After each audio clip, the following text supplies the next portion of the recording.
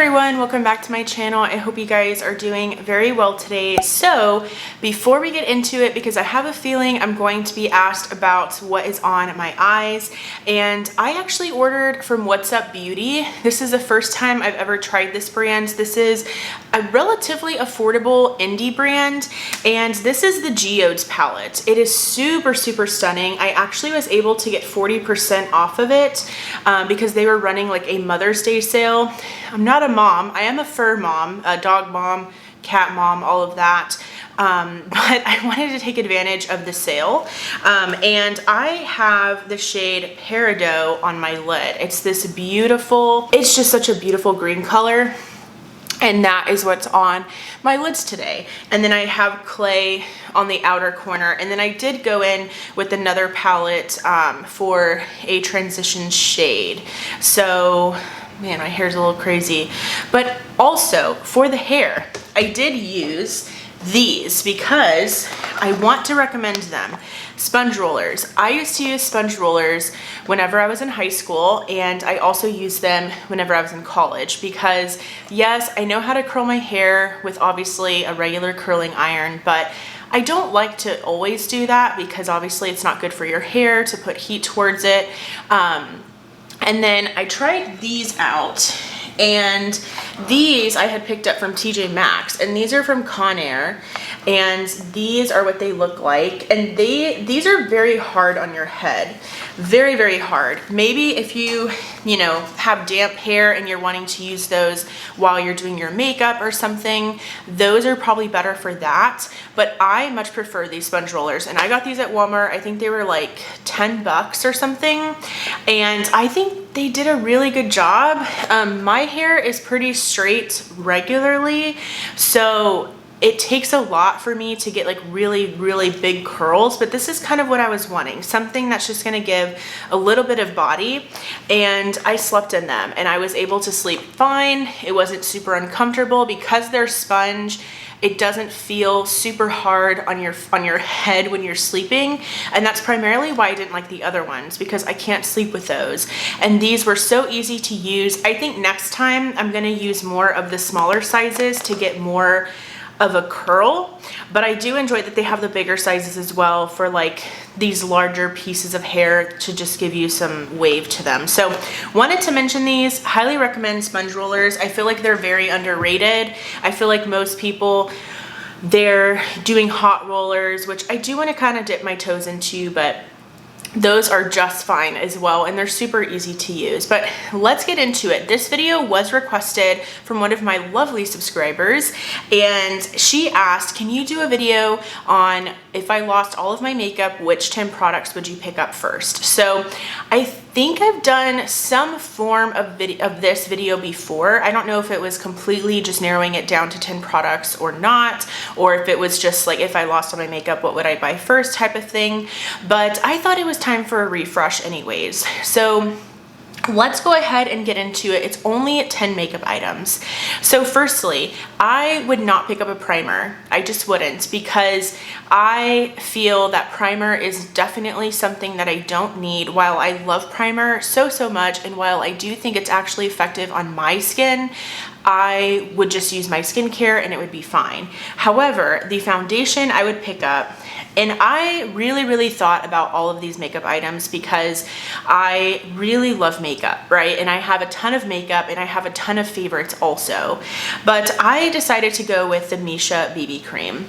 And so you can just see how much I have used of this product.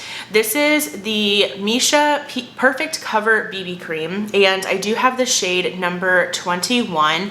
A little bit of an odd shade for me, and just a odd shade in general because it is a little bit gray toned, and it can also look a little bit pinky on my skin, and I have more of a neutral undertone, but I'm able to make it work. But this also does have SPF 42, which is really nice because I can just layer the SPF and get that additional protection, which is really nice. But I love this product. Ever since I picked it up, which was probably, it's been a while already. It hasn't expired yet. It actually has an expiration date of this month, of this year. So I'm really trying to use it as much as possible. I think I've been using it at least once per week the past month or so because I knew it's going to expire soon.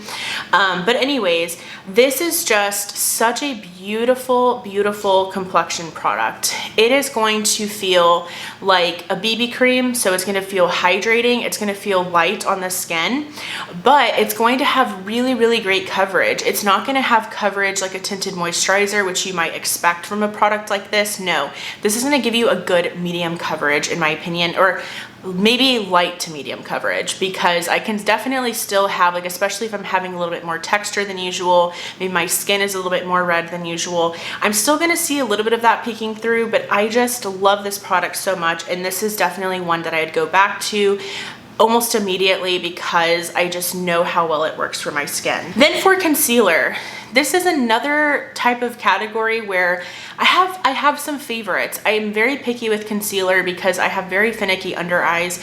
Even today, I don't love the way that my under eyes look, and I used a concealer that I thought I really liked, so it might just depend on the day or what, I don't know. But I decided to go with the NYX Bear With Me Concealer Serum. I do have the shade, I think it's light, yes. And I decided to go with this one because I recently packed it with me on our trip, and I used this every single day, almost every single day, and I just loved it so much. I think it looks really nice and hydrating underneath the eyes, and it also sets really well. That's something that I always struggle with concealers, is they look beautiful on the eyes. I love the way that they look when I first apply them, but then once I set them, they look awful. It looks like the Sahara Desert underneath my eyes. This one does not do that.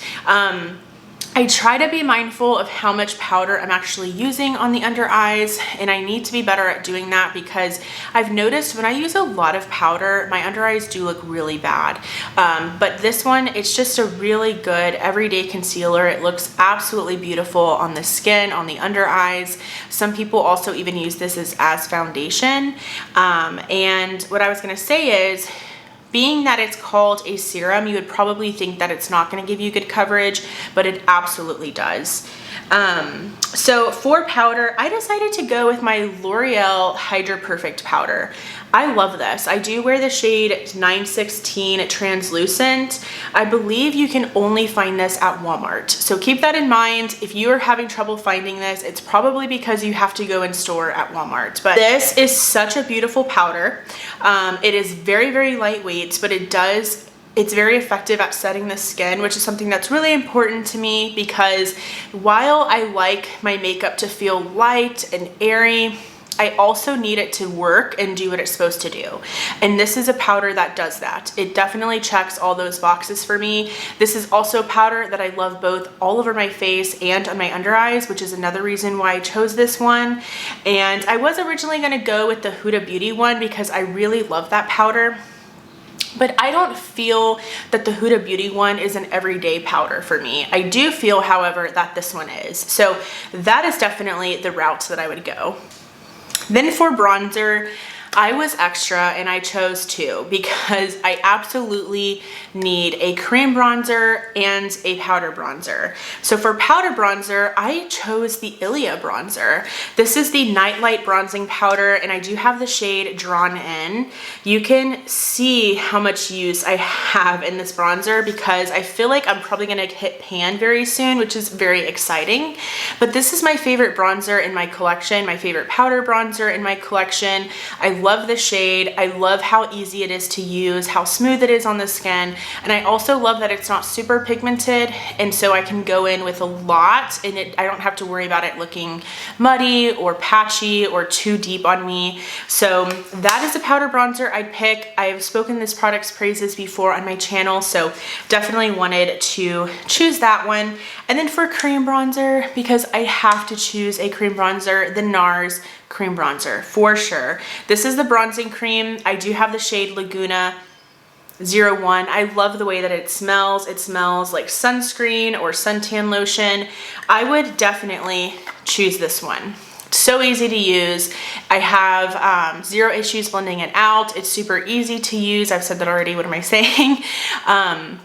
but I love the color. The shade is just right for my skin, and they also have other shades as well. So this one, it's really just because of how easy it is to use. I love the shade, and the formula is just absolutely stellar. Then for blush, I decided to get a little bit clever. I didn't have a bronzer product like this, which is why I had to do 2 separate products. But for blush, I chose one of the Patrick Ta duos because I will get my powder blush as well as my cream blush. And I decided to go with the shade She's Blushing. It's a beautiful kind of everyday rosy nude color. And again, I chose this because I'm going to get the best of both worlds. I'm going to get a cream blush, which I absolutely need to have in my collection because I love the finish of a cream blush on the face. And then it also comes with a beautiful powder blush. And what I love about this shade specifically is that the powder blush, it's not just a standard matte blush. It has a little bit of glow to it, which I really love because it just brings that much more dimension to the skin or to the face, to the complexion. And if I wanted to not go in with the cream, but just go in with the powder, I do think that this powder blush is unique enough to still be special in my very small collection at this point. All right, then for the eyes, I of course had to choose an eyeshadow primer. This is probably not a necessity for everyone, but it is definitely a necessity for me. It is something that I started using when I was in high school. I loved this product for so many years, and it's the MAC Paint Pot in the shade Painterly. I will never ever forget the first time I tried this product. My mom and I were at Dillard's. We used to go to the mall a lot. I mean, we used to just go to the mall a lot growing up because it was kind of a way that we would get out on Saturdays, and we would just kind of shop as a family. It would be really nice, and those are some of my fondest memories, right? But I specifically remember one day, it was just me and my mom, I believe, and we went into Dillard's and we met the most wonderful MAC employee, consultant, I don't know, but he worked at the MAC counter there in Dillard's, and he was the most wonderful person. He was so good at makeup. He was so nice and funny and friendly, and he was even wonderful to my mom, which I really appreciated. But I started just kind of talking to him. Like, he just kind of pulled both of us in, which doesn't always happen, and he introduced this product to me. And so I have been using this since I was in high school, and obviously not this exact one, but that is just how much I love this product. That is how much I believe in this product. I also really love that it also just evens out your eyelids. So if you have redness, veins, any discoloration on your eyelids, and you really just want that blank canvas on your eyelids before you go in with eyeshadow, this is the perfect products to do that with. They have other shades as well. I know soft ochre is also pretty popular, but Painterly is the one that I've always used. So that is definitely the eyeshadow primer that I would pick up. For eyeshadow, I think you guys are going to be a little bit surprised by my answer. I'm honestly, I'm getting hot. I'm obviously a little bit surprised by my answer too, but every time I go back to this palette, I enjoy it so much. I love it. I truly think that it's going to be a one-stop shop for me. If I really did lose all of my makeup and I had to choose one eyeshadow palette, I think I would be set. And it's the ColourPop Bare Necessities palette. These larger palettes from ColourPop are so good. They are so high performing. I think the shades that ColourPop included in this Bare Necessities palette is all that you're gonna need. It's going to give you bronzy looks, neutral looks, mauve toned looks even. You could even create like a smoky eye with this product or with this palette, and it just performs really well. And the shimmer shades are just simply gorgeous. And every time I pull this into a Shop My Stash, I just fall in love with it. And I love every single look that I create with this. So if I had to choose two palettes, I'd probably get this palette and then the Stone Cold Fox palette, because then I'd have like a neutral / warm toned and then a cool toned neutral palette, and that would basically be all that you need, seriously. And they just perform so well. All right, and then the final, actually, I skipped an entire category. For brows, I would just go with a brow pencil, and I would go with the Wet n Wild retractable brow pencil.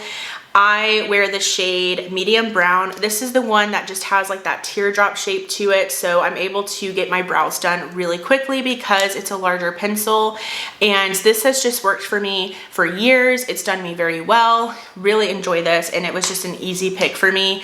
I'm not someone who absolutely needs a 3-step brow routine. All I need is just a quick fill-in, and then that's it. Obviously later on, I'm assuming I would further build my makeup collection, and so I'd probably pick up a brow gel at that time, but this Wet n Wild brow pencil is perfect, and it's everything that I would need for a while. And then I decided to be a little bit like, I don't know, I chose a different thing for mascara because I actually don't have mascaras in my collection that I would repurchase, because the couple that I have opened right now, they're not my absolute favorites, so I wouldn't go out and repurchase them. And then the ones that I have that are unopened, I obviously haven't tried them, so I wouldn't want to repurchase them yet because I don't know how I feel about them. However, there is a drugstore mascara that I have used and I have loved and I have completely used up, and I really miss it, and I haven't repurchased it because I just have so many that are just like waiting to be used. And it's I'll put a picture, it's the L'Oreal Bambi Eye Mascara. I pray and hope that that mascara is still available. I haven't actually checked whenever I've been at like any drugstore, but that mascara, I remember it being so quick to just curl, lift, and coat my lashes. It provided volume, but it really just gives your eyes that doe-eyed effect, hence why it's called Bambi Eye, I'm sure. But it's just a beautifully formulated mascara, and I really, really enjoyed it. L'Oreal, I feel like, has really great mascaras, but that is everything. If I were to lose all of my makeup, I would be completely devastated. But these were the first 10 makeup products that I would pick out.